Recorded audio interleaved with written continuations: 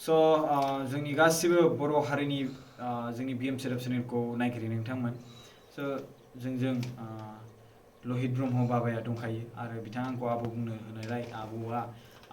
माने आबौखौ आं आबौ लिंबाय ओमफ्राय बिनि गेजेरावहाय गोबां बाथ्रा जों सावरायबाय आबौनिफ्राय आं बेखौसो लुबैबाय जे बिथाङा 1943 मायथाइयाव जोनोम जानाय हिसाबै बेसेबांबा बोसोरसिम बिथाङा जोंनि बुहुमाव मा जाथाय जादों जायाखै मा जादों जायाखै बेखौ सब मोनथिजोब्बाय बिथाङा बिनिखायनो बिथांनिफ्राय माखासे साजेसन जे माने दानि जे जुगाव जे सोलिनाय बैसोर मानसिफ्रा जे नांलाय खमलाय हिंसा खालामो एसे सोरबा डेभेलप जायोब्ला बेखौ हिंसा खालामो स' बेफोरनिफ्राय जानगाराव थानांगौ बा माबा मोनसे थानांगौ बेफोरनि सायावहाय आबौआ बोसोन होनानै रायजो राजाफोरनिसिम मोनसे मेसेज बेनिखायनोथ' धोरोम नांगौ जादों माने इसोरनि दहाय नांगौ जादों इसोरा अनोब्लासो जों जेखि मावनो साना बा मावा मानो होमबासो बिनि डेभेलपा फैगोन दा इसोरखौ गारनानै मावोब्ला बेयो अस्थायि जागोन आरो बेखौ गोसोखांनानै बेखौ गाबज्रिनानै सोब खामानिखौ मावोब्ला निस्सय लास्टिं जागोन आरो मोजांबो जागोन बेनो उद्देश्यआ जाहाथे जोंनि फैगौ जोलैफ्रा मोजाङै सोलिनो हायो लोंला जाला दाथ' 5, 6, 7नि गथ'आनो थांखु बिरि सोबग्रा जाग्रा जालांजोब्बाय गाजा जाग्रा जालांजोब्बाय स्कुल खिथुथिं थांनानै फायखाना खिथुथिं थांनानै सोबखोमानाय जाखोमानाय इत्यादि बहुद रोखोम जाबाय दा बेखौ माजों होखारनो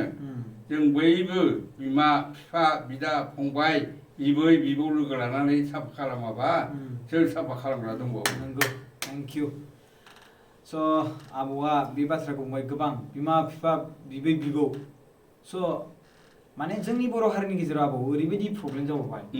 दा बेबायदि जे बाथ्रा बुंदोंमोन आबौआ बे बाथ्राया बिराद सैथो आरो बे बाथ्राखौ मानियोब्ला दिनै जोंनि बर' हारिनि गेजेराव बेबायदि जानाय नङा आबौ जानाय नङाथ' खिन्थु जोंनि बर' हारिनि गेजेराव ओरैबायदि प्रब्लेम खैफोद जाबाय जे खायसे बिमा बिफाखौ अननो नागिरा नांलाय खमलाय ज' जालाया आरो बिनिसो फिसाज्ला बिनिसो फिसाजो बिदि होनलायनानै खायसे सुबुंफ्रा थाङो स' बिसोरखौ मा बुंगोन आबौ जाबाय गियाननि अभाब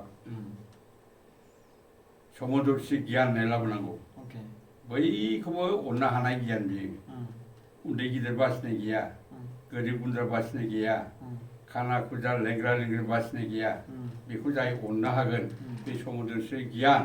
बे समदर्शि गियान थानाय मानसिया रावबो मुगैया बाबा होनना बुंदों ओंखायनो बयबो गियानखौ अर्जन खालामनांगौ बे गियानखौ अर्जन खालामनोब्ला जोंनो मा नांगोन ऐश्वरिक माखासे सक्ति नांगोन बा ऐश्वरिक गियानखौ जों मोननांगोन नथुबा जों जेसेबांखि नाजाया मावनो हानाय नङा ओमफ्राय बे बाथ्राखौ लानानै गोबां मानसिफ्रा दावराव दावसि जायो जेनेबा आबौ जेनेबा आबौआथ' मिथिखाबाय बे बाथ्राखौ आं होमबाबो सोंनोसै जेनेबा रायजो राजाफोरनि थाखाय बे मेसेज नालाय आंनि पार्सनेलि थाखायल' नङा नालाय जेब्ला आङो सासे गेदेर सुबुंजों रायज्लायदों अब्ला आं बेखौ बे बाथ्राखौ रायज्लायनाङा खिन्थु आं आबौनिफ्राय सोलोंथाइ लानोब्ला अब्ला जों बबेनिफ्राय मोनथिनो मोनगोन जे सासे गिदिर जायफोर गियान गोनां बिसोरजोंसो जों रायज्लायबा मिथिगोन नङा होमबा आबौ स' खायसे सुबुंफ्रा बुङो जेनेबा सोलेरारि गेलेनाय नङा होमबा जेनेबा हाबानि सिगां सोलेरारि गेलेनो मोना स' दानि सुबुंफ्रा हाबानि सिगां सोलेरारि गेलेयो स' बिसोरनि थाखाय आबौआ मा बाथ्रा बुंगोन दा बेखौनो बे समाजखान्थि थांबाय बियो समाजा गाव गावनि सुबिदा जरै लाखिदों दा बर'नाव जेनेबा बे गोरोबनाय खान्थिया जोंनि थाखाय सोलिथारा खिन्थु सोरनावबा सोलियो दा जोङो माथो मबाइलफ्राव नुगासिनो Iran Iraq German Japan inland America France माथो गासिबो बेदिनजोब बिसोरनाव जेबो दावरावबो गैया ओमफ्राय आरो जों बेखौ फोजोबनो नाजादों दावराव बारासो जादों बेखायनो अरिजिनेलि परमहंस बाबाया बुंदों मा जायहा जेनि अभाब दङ बे अभाबखौ बयनोबो पुरन खालामनो हो होनदों बेखौ जुदि बन्द खालामोबा होथेयोबा हेंथा होयोबा ताहले गाज्रि जागोन अभिशाप गोलैगोन होनदों दा बेखौ हेंथा होबाय थानायखायनो अभिशाप गोलैनायखायनो बे बारानिफ्राय बारा जालांदों होबथाबाबो हायाखै आं बे बाथ्राखौ आबौ बुंनायनि सिगां आङो गोसो गुद गुदुंबाबो जोंथ' बारा मिथिया जोंथ' उन्दै मानसि जोंनावल' साननाय थायो बा जों गेदेर मानसिनिफ्राय सोलोंनांगौ आरोना बे बाथ्राखौनो आंबो सानबाय थायोमोन खिन्थु बेखौ जाय मानसिया बुजिगोन बे मानसिया गावनो हारसिंनो मानिनानै जे हाबानि सिगां जे बेफोरबायदि जानाङा बे बाथ्राखौ बिसोर जाय मानसिया बुजिगोन बिसोर मानसिया मालाय लाखागोन बेबायदि सानना लायोमोन जेरै आबौनि बाथ्रा बुंनायजों गोबां गोरोबबाय आं दिनै स्ट्रंलि बिलिभ खालामबाय आरोना बे बाथ्राखौ ओमफ्राय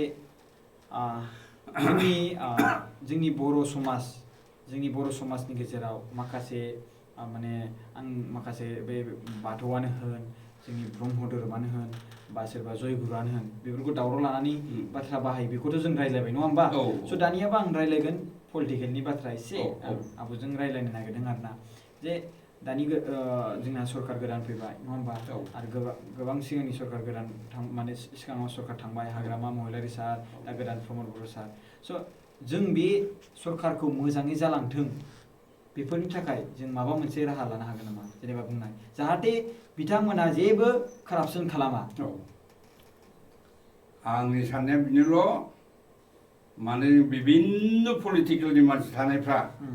मोनसे जायगायाव गद जानांगौ समाल'सना खालामनांगौ नंगौ नङा बासिलायनांगौ बासिनानै जेखौ मावथावा जेखौ नङा बेखौ एंगारनानै बोरै थांबा मोजां जायो बेखौ जों मावनांगौ खिन्थु दा पार्टि बाय पार्टिल' दावराव जायो खामानि जाया गाज्रिनिफ्राय गाज्रिसो जालांदों मोजां जानांगौ बर'निफ्राय हेंथा जानानै मावनो हायासो जालांदों बेखायनो ज' जानांगौ जों आंनि उद्देश्यआ बेनिखायनो आं हरिद्वाराव थांबायबो हरिद्वारनि रामदेबा दा गावनि एजेन्ट जग होग्रा जाबाय बैबो जग'नो फै बेमार गायो मा गायो होननानै लिंहरग्रा जाबाय दा आरो बालकृष्ण मोना होयो दा बालकृष्णआथ' आंखौ थैबाबो बावगांखाबाय आंनि खर'आव हाबनानै थाबाय बे बाबानि माबाया मुर्तिया होननानै बिनि कर्म खेत्र'आ ओरै होननानै बुंखाबाय बे दिल्लीयाव थांबाय आं दिल्लीयावबो जग होनानै फैबाय बेबायदि नै दा लिंहरबाबो सुबिदा गैया जाहैबाय कर'नानि थाखाय सेमोन माबायाव थांनांगौमोन बम्बाइआव हायाखिसै दैबानाबो गदाय जादों बेखायनो हायाखिसै बियो दा बुंहरगासिनो दं गुजरातआव लिंहरगोन फै होनना बुंदोंसै आरो आंखौ आंबो थांनो प्रस्टुत जादों जेनेबा थांगोन आं हाबावगोन नोङो होनबाय आरे बाबा आं धर्म प्रसाद खालामना थैबा थैगोन बेनि थाखाय आंखौनो आपत्ति गैया आं बुंखाबाय आं जेराव खिथाया आंखौ नागिरनांगौ गैया होननानै आं बुंखादों आरो जेनेबा बेबायदि आं जेसेबांखिनि पलिटिक्सनि लिडारफोर बेबायदिनिफ्राय जानगाराव जानायनि माखासे मा बोसोन होनो सानो आबौआ बे जानगार जानायखौनो बेखायनो मोनसे जेनेबा बयनिख्रुइबो श्रेष्ठ धर्मआ हिन्दुनिया जग्य धर्म बे जग्यखौ होनानै बयबो फैनांगौ बयबो फैनानै आल'सना खालामनांगौ बोरैबा जों मोजां जानो हायो आं उनावखौनो लिरगासिनो दा नोंसोरो हाग्रायाव थांनानै हुमखि होबाय थाबा जागोन नामा नोंसोर होननानैबो लिरखांबाय आं मेरला बिजाब लिरखांबाय ना नङा बे मबाइलाव हरखांबाय फिसा फिसा लिरना हगारहरो आं आबौआ फेसबुक माबायो बाहायो लाइभबो होबावोसो आबौआ नोंथांमोना सोरबा मिथिगौ जानांगौ आबौ ओमफ्राय बिनि गेजेरावहाय दायो जोंनि बर' समाजखौ माने मा होनो बेखौ मोजाङै लाबोनोब्ला मोजाङै लाबोनो थाखाय नोंथांनिफ्राय आं जोबथा लास्ट मेसेज बयनिसिमबो जेनेबा जे नोंथाङा नुनाय हिसाबै जोंनि बर' समाजाव मा सोलिगासिनो दं बेखौ सिगांनिफ्राय दासिम आबौआथ' मिथिखायो नङा होमबा आरो बिनि गेजेराव दायो जि घटना जादों बेखौ सोदांनोब्ला बेनिफ्राय जों जानगाराव जानोब्ला जोंनि राहाया मा लानांगोन बेखौ जोंनि बिमा बिफानि रेसपन्सिबिलिटिया मा जानांगोन जोंनि बिबौनि रेसपन्सिबिलिटिया मा जानांगोन जोंनि फोरोंगिरिनि रेसपन्सिबिलिटिफ्रा मा जानांगोन आरो जोंनि गभर्नमेन्टनि रेसपन्सिबिलिटिफ्रा मा जानांगोन दा बेनिखायनो नैतिक चरित्रखौ दानो हायो नामा गथ'फोरखौ मरेल केरेक्टारखौ होनो हायो नामा बेखौ साननानै आङो प्रथम मा होनदों दा मिसन गायसननायफ्रा बेलाइसर प्रसाद केन्द्र गायसनना रौमारियाव 1984 ना आंनो प्रथम गायसनजेननाय बेनिफ्राय दा लासै लासै बयबो सानैजों साथामजों साब्रैजों साबाजों गायसनला जोब्बाय बेखौ आं गायसननाय फरायनो जगेश्वराबो गायसनबाय दं मोजाङै आंनो प्रथम गायसनग्रोदों आरो आंखौ लिंहरगासिनो लिंहरदों फैदो बाबा फैदो होननानै बे साहा बागाननि ओरै एरखिनाय लामायाव थिनियालियाव आं हा होगोन 11 बिगा बावनो लुथारदो बाबा होनबाय बायदोंमोन आंखौ नमस्कार आं एफा गोजान सलिनो हानाय नङा नांगौ आंनो उपदेश होगोन साहाय्य हरनांगौबा हरगोन आं एफा एनै थेवबो आं हाया ओरै होननानै दा बेनिखायनो जों सर्ब धर्म मानसिया ज' जानानै सावराया सारा खुनु माबा गैया राहा गैया सर्ब धर्म ज' जानांगोन नों थाबाय दे बाथौआवनो थाबाय बुजियाव था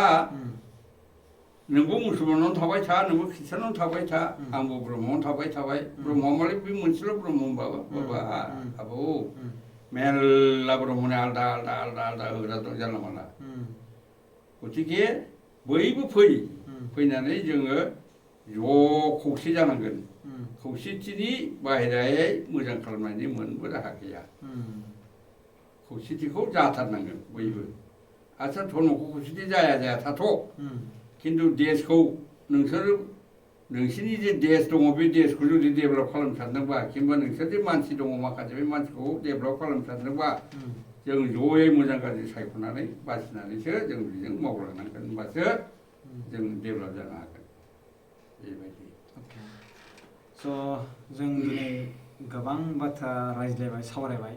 आरो बिनि गेजेराव बयनिख्रुइ देरसिन भिडिअ बानायनायनिख्रुइ देरसिन आं बिथांजों लोगो मोनदों बेनो आंनि थाखाय गोबां खाफाल गोनां बाथ्रा आरो बिराद माने जोंनि स्टुडिअ एबा बिथांनि आगानजों जों आसा खालामो इयुन फिउचारावहाय जेराव आरोबाव बिथांनि आगान जोंनि स्टुडिअसिम मोनफैबावगोन बिथांजों जों मोगा मोगि खालामनो मोनबावथों इसोरनि अननायावहाय अबंलावरिनि अननायावहाय आबौ आं माखासे रायलायबावनि एसे जेरै हमना ला खायसे सुबुंफ्रा गावनि न'खरावहाय माने सल'मा खोन्थानानै गावनि गथ' गथायफोरखौ बा गावनि फिसौफोरखौ माने फेदेरो खायसे सिगाङाव दा खिन्थु बन्द जालांबाय मानि थाखाय जालांनो हमखाबो बेखौ खामानि होआखै बे पार्सुवेलिटि जाबाय नालाय गावनि फिसा फिसौखौल' सानबायना बे पार्सुवेलिटिखौ खालामनाङा मुहियाबाबो फोरोंनो नाजानांगौ आंनि फिसाल' आंनि फिसा नङाना आंहाबो मेरला फिसौ दं बिसोरल' आंनि फिसौ नङाना जेरै आं नोंखौ फिसौफोर लिंगोन होनदों ओंखायनो बयबो ज' जानानै बयखौबो फोरोंनो हानायासो मोजां बेबायदि हारसिंबा खामानि होआ खामानि होआ आच्छा जेनेबा आंनि बुंनाया ओरैबायदिमोन आबौ जेनेबा गावनि फिसौफोरखौ जे सल' खोन्थायो सल' खोन्था खाहानि खोन्था मिनिहोयो रंजाहोयोमोन बेबायदि आरोना गोदोनि दिनावहाय बेथ' बिबौफ्राथ' एसेयालाय खुसि लाखिनोलाय नाजागोन ना खिन्थु दायो बेफोरबायदिया जोबनो थांबाय आबौ मानि थाखाय जेनेबा दा बेबायदिनि खुनु माबायानो गैला बिमा बिफा सोलोंना लाखियाखै रोंलियाना बावजोबलांबाय ना बै आदब खायदा मामोन मा कीर्ति चिह्न दंमोन गानना नागारजोब्बाय नालाय दा खालि मोनलोंबानो जायो मोनजाबानो जायो अर'सै आबौनि मथेब्ला बर' रावा बांसिन मोजां ना इंलिस रावा बांसिन मोजां बिमानि रावनिख्रुइ साबसिन सोर थाबावनांगौ खिन्थु गुबुनफ्रा बर' रावखौ लानायजों लोगोसे माने लानाया खायसे रायज्लायनो रोङा खिन्थु इंलिसखौ बांसिन गोसो होनानै जाय मानसिफ्रा बर' मिडियामजों लेखा फरायदों बिजाब फरायदों बैसोरखौ इनसाल्ट खालामो आबौआ बिसोरनि सायाव मा बुंनो खोनासं आंबो बोरायबाय बिहामजो लाबाय फिसा जाबाय फिसाखौ इंलिस मिडियामाव दोनहैदों आं बुंदों नोंनिया फिसाखौ थांखो स्कुलाव दोनहैबाय आं बबाव दोनहैखो गसाइगावआव आं बार लायनोबा लाय नोंनि फिसा न'आव दोनफैफिननांगौ नङाबा नोंबो खारलांनांगोन होनखाबाय आं खिन्थानो ओमफ्राय राना फैनांबाय राना फैफिनबाय बर' मिडियाम फरायबाय बावनो थायो क'क्राझारावनो आच्छा BSc पास जाबाय बेजों लोगोसे माने गोबां मानसिफ्रा बेबायदिनो आरोना आबौ माने गावनि माने रोंगौथिखौ खायसे मानसिफ्रा इंलिस रायज्लायनो रोङो जोंथ' बर' मिडियाम जाहैबायना दा जोंखौनो बुङो जोंथ' इंलिस मिडियाम नङा नालाय बारा रोङा मालाबा समाव मिस्टेक जायो ओमफ्राय जोंखौ गुबुननि सिगाङाव इनसाल्ट खालामो आबौ माने इंलिस रोङा मा रोङा इंलिस रायलायनो रोङाबा रायलायनाङा ओरै होनना बुङो आबौ स' सोलोंनाय बर'जों लोगोसे इंलिसाबो गोनांथि नालाय नङा होमबा स' माने जोंबो नाजायो आरोना स' बेनि मिनिङा बे नङा कि नों बर'खौनो गारथारनांगौ खायसे मानसिफ्रा बर'खौ गारथारबाय बर' रावखौ रोंला माने रायलायनोनो रोंला खालि इंलिसल' रायलायसिगोन बिनाव मा माने इंलिसल' माने हिन्दील' रायलायसिगोन ओमफ्राय बिनि गेजेराव मा जाबाय गावनि बर' रावखौथ' माने रायलायनो रोंला नालाय ओमफ्राय बिनि गेजेराव गुबुनखौसो माने दुगा दुगि एकदमबारे इंलिस रोङा मा रोङा जाबावसिगोन गावनि बर' रावखौ माने गारना गुबुनखौ बोखोबाय गावस्रा गाहायाव थांबाय आरो बेबायदि जाहैदों माने जोंनि बर' हारिनि गेजेराव बेबायदि जागासिनो दं आबौ माने बर' रावखौ लानानैबो माने नेवसिलायनाय